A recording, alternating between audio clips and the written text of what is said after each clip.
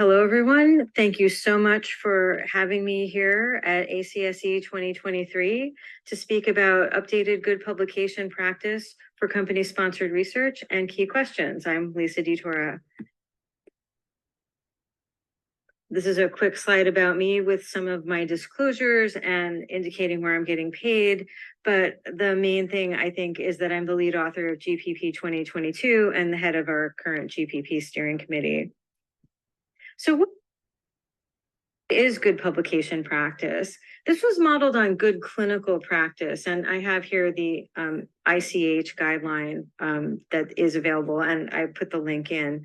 But ICH is a large global organization that thinks about regulating different kinds of processes and practices and harmonizing those globally for the research endeavor for biomedicine, particularly for pharmaceuticals. So good publication practice, in contrast, describes good practice for publishing. So we think about things like transparency, authorship, ethics, disclosures, things like that. And it's for specific issues in company-sponsored research. It's been adopted by companies and medical communication agencies worldwide. And the most recent update is in Annals of Internal Medicine. And I put the link in. It's free to download if you set up an account. So it's in GPP 2022. It reflects the changing role of the publication professional, and it strengthens some core values such as ethics, transparency, inclusivity, accountability, and responsibility, although inclusivity is something that we added. We also have a detailed supplement that includes practical help on specific topics. So these are particular sections that tell you how to do something. How do you put together a publication? How do you document your process? How do you make decisions about authorship? This next slide and the previous slide and this slide are based on a design that was originally done by Fiona Plunkett, who's one of the GPP authors and works for Inizio Medical. So the way this slide is set up is that the principles on top are original GPP principles, and they're things like transparency and disclosing your financial interests. And the principles at the bottom are the new principles for GPP 2022. And these mainly have to do with access and inclusivity for various kinds of groups, including patients, and for thinking about professionalization of the biomedical publication professional in the company setting.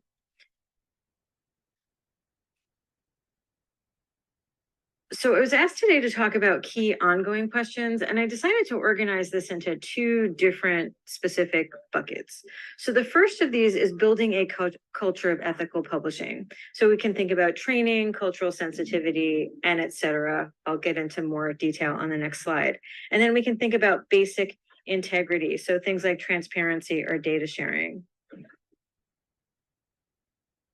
So when we think about building a culture of ethical publishing within GPP 2022, we can think about a few different main areas. So the supplement was put together specifically to be able to be used as a training and communication tool. So it has standalone sections that go together and then can be handed out so that people understand what their roles are. But it's also a way of communicating about this profession to people outside the profession. So it's a great way for editors and academics to get a better view into what this profession is all about. So I think that that's really great, and it kind of helps build a culture of ethical publishing for company-sponsored research. We can also think about things like cultural sensitivity. So part of that is making sure that you have documentation that people can read and that looks like the kinds of documents that they're used to looking at. So we have a Chinese character translation that's available, and we have a Japanese language translation that's ongoing and will be out this year. The current Chinese translation is free to access, and it's at that link. But this language is not enough. We need to be sensitive to the different cultural expectations of our colleagues. We need to think very hard about honoring their preferences and about actively inviting them in. So it's not enough to just say, oh, you're welcome if you tell us exactly what we need to do. We need to find that information out. And this kind of also dovetails into diversity, equity, and inclusivity or inclusion. And this extends to all areas of publications. So patients, regional colleagues, so consistent with the International Committee of Medical Journal Editors being representative of all of the regions where research is done, and other kinds of criteria. So who's being included where, what professionals are being included, what kinds of colleagues are being included.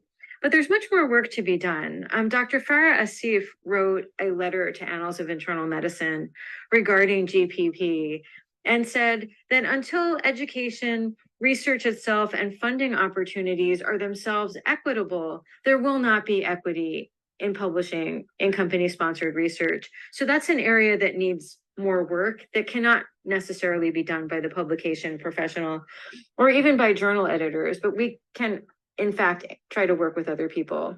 And then we can think about accessibility. So it's great to be inclusive, but if people can't access what you've done, you're still not being inclusive enough.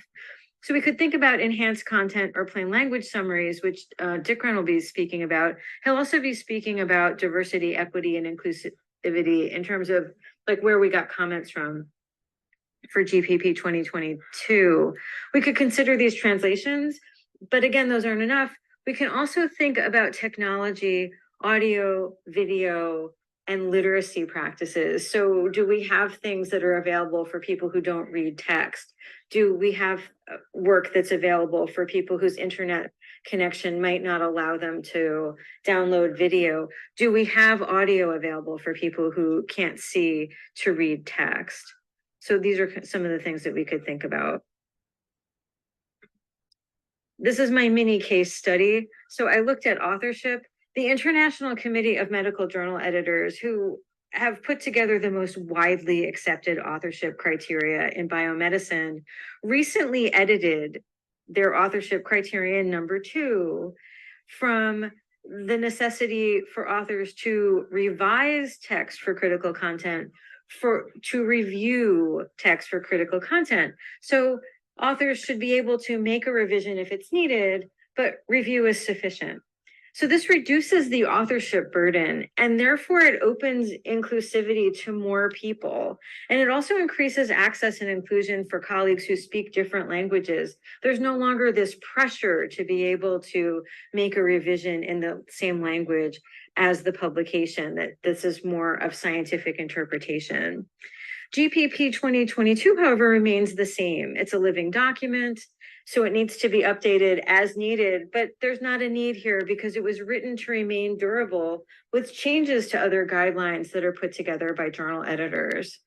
So GPP 2022 says that we are consistent with journal editing guidelines. We don't give a specific set of authorship criteria, although we say ICMJE is the default.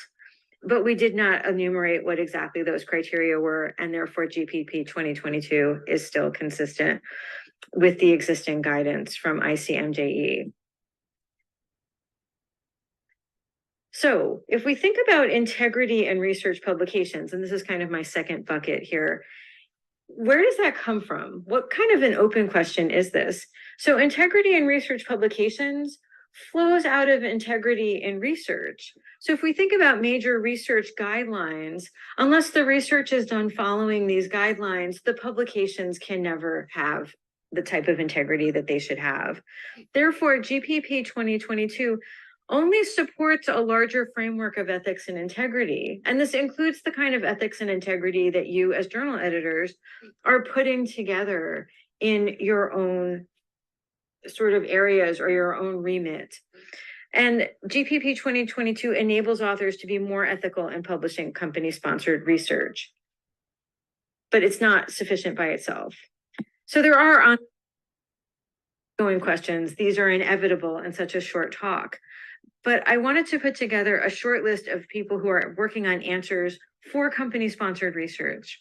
So I put this together with the link. So the International Society for Medical Publication Professionals, the Drug Information Association, the American, European, and Japanese Medical Writing Associations, and then the Regulatory Affairs Professional Societies. Each of these groups concerns itself with different kinds of communication within the biomedical community. So either regulatory documentation moving into medical communication and medical education, or kind of thinking more broadly about these kinds of questions. So these are all different places we can go to get some answers, and there are groups that are continuing to do this work.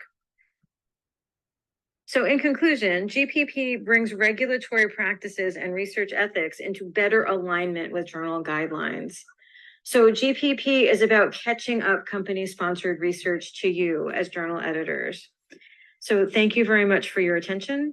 And then these are just my acknowledgements. So this is the GPP 2022 authoring team. We received no financial support. And these couple of footnotes on the slides, and I'll be happy to take questions.